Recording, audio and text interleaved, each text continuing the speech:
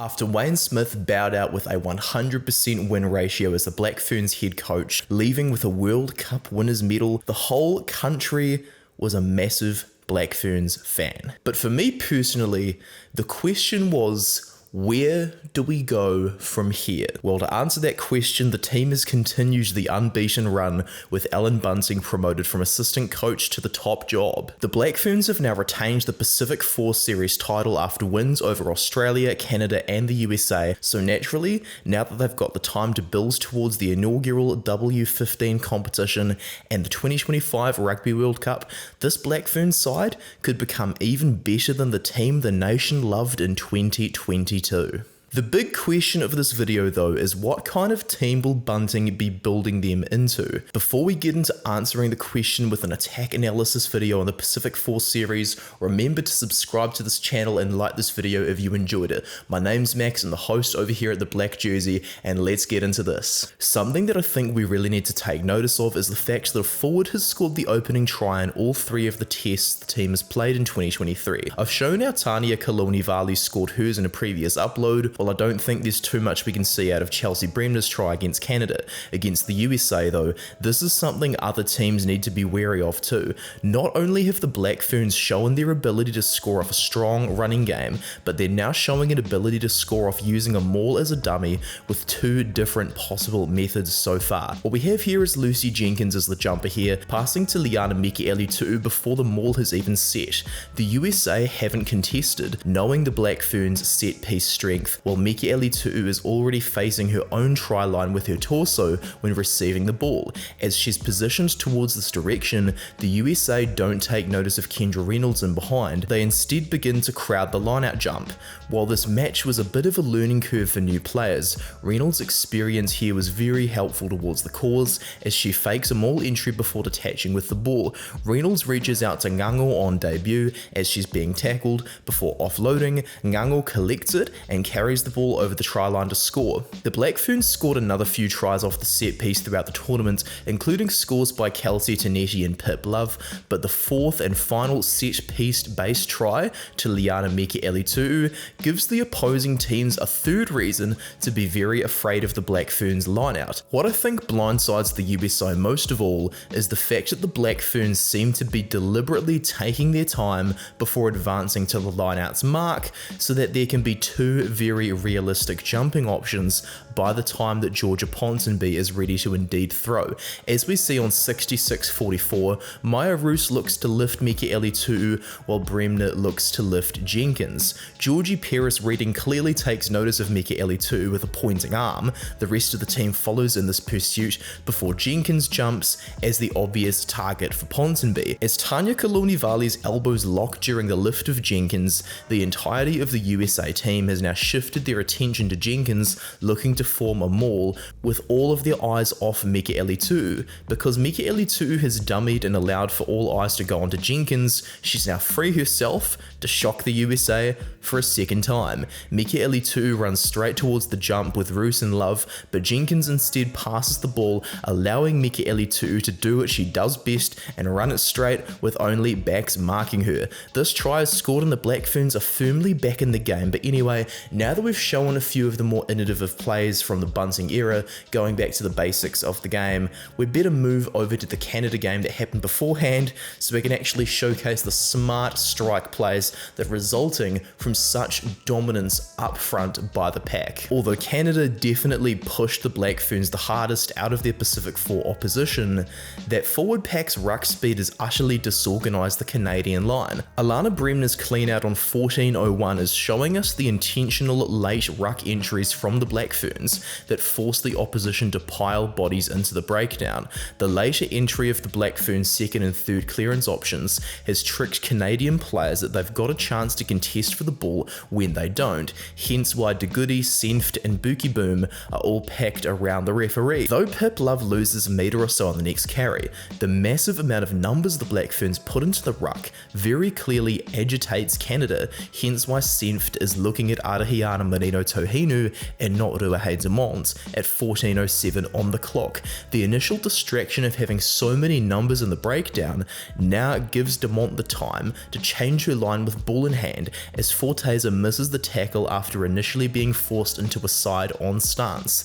The same ability to bait the Canadian defence into piling into the breakdown is a similar philosophy that allows for Amy du Plessis to score in the 45th minute. Pip Love breaks the line, followed by Georgia Ponsonby and Amy Rule getting to the breakdown as soon as they can, knowing their entrance can distract the Canadian line, because they've distracted Canada with the potential for a pick and go to conclude their ruck presence. Canada just shoot out of the line straight away, hoping to isolate the potential ball carrier. Marino Tohinu is now able to turn up and take the pass from Ponsonby, with Canada having advanced forward too early. De Merchant immediately spots the mistake by her team and tries to get onside for the tackle, but doesn't have the backup from her team's early advance. Canada's attempt to isolate a player attempting a pick and go has now put Pauline in a 2-on-1 instead of a 1-on-1 try-saving tackle. Du Plessis is a smart player who runs the right support line, and she's able to drag Pauline over the try line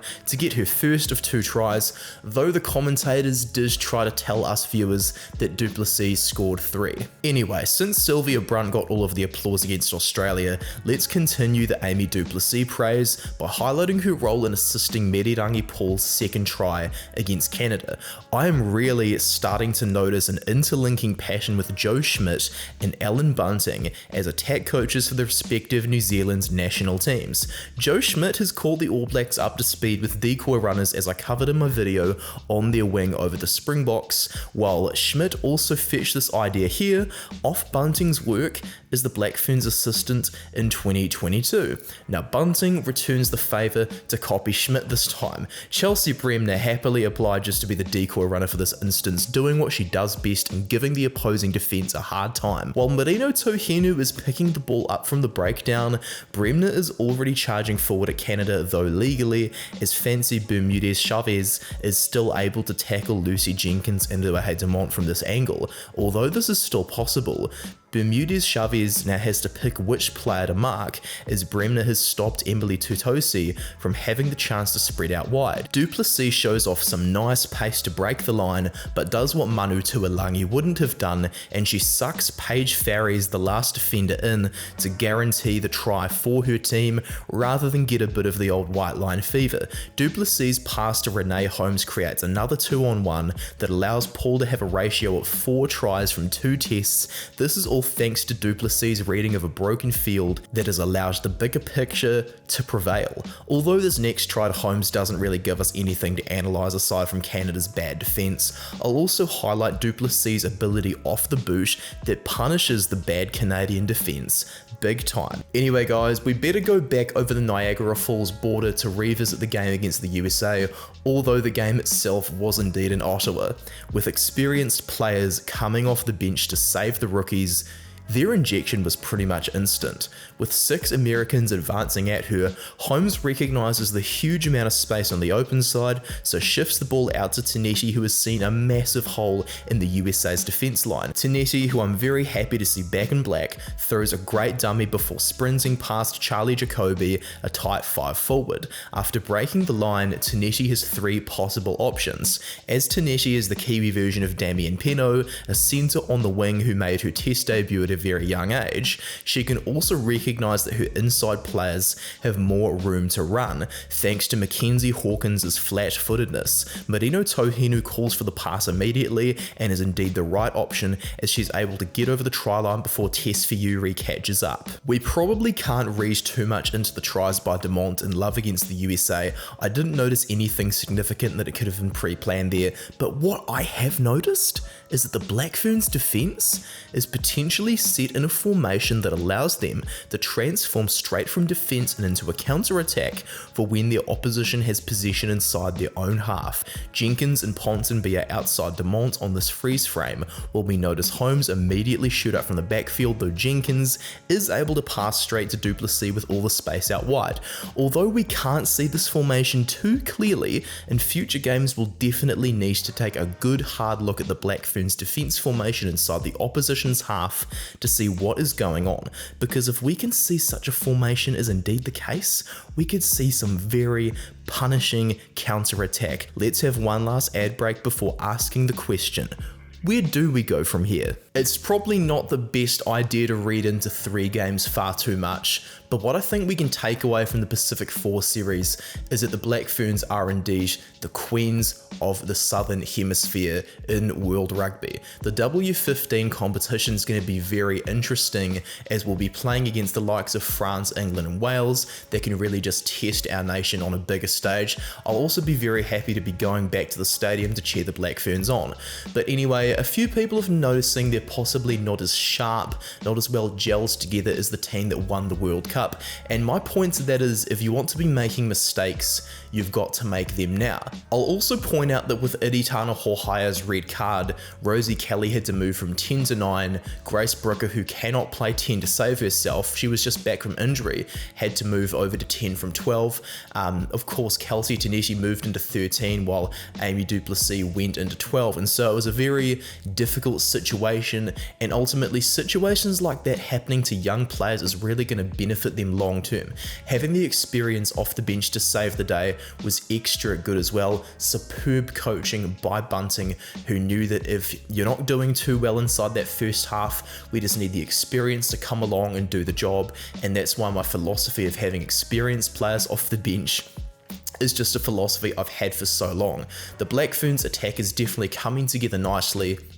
The defense is also coming together really nicely, but I think as it has just been 3 games, I will save discussions on their defense for future uploads, because long story short, defense is a far harder system to work out than attack, so I think I'm going to leave that stuff over there alone. The Black Ferns are definitely building towards something that's very, very special, and hopefully there's a 3-peat for the World Cup coming along, though England will definitely have some ideas up their sleeves, as will France, so they'll push us very hard later this year. I'm going to be very interested to see what concludes with the Allan Bunting era, because I have some very good feelings about this, but fingers crossed the Black Ferns aren't going to get a bit cocky. Fingers crossed they're going to remain humble, hard workers as they've always been, and just continue to entertain our nation. Really good test so far this year, so thank you very much for watching this video, everybody. Really appreciate that. I'm also on Instagram and over on Threads if you want to check me out over there. A big thank you to my patrons as well. You guys are absolutely massive in supporting this channel, as it's my full-time job. Definitely spent a long time just trying to piece together what we can work out what the Black Ferns are building towards. So as I said before, thank you for clicking on the video, and I'll see you later, everybody. Cheers from Max.